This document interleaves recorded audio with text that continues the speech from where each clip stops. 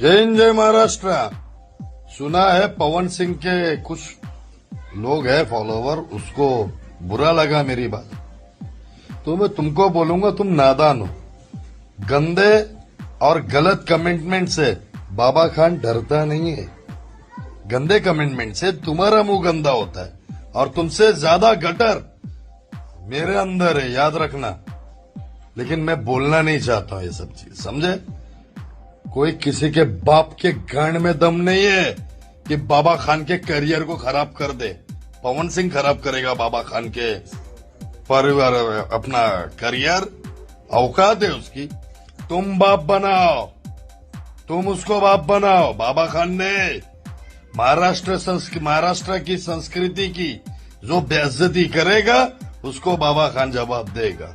भारत की लैंग्वेज, हर स्टेट की लैंग्वेज की जो बेइज्जती करे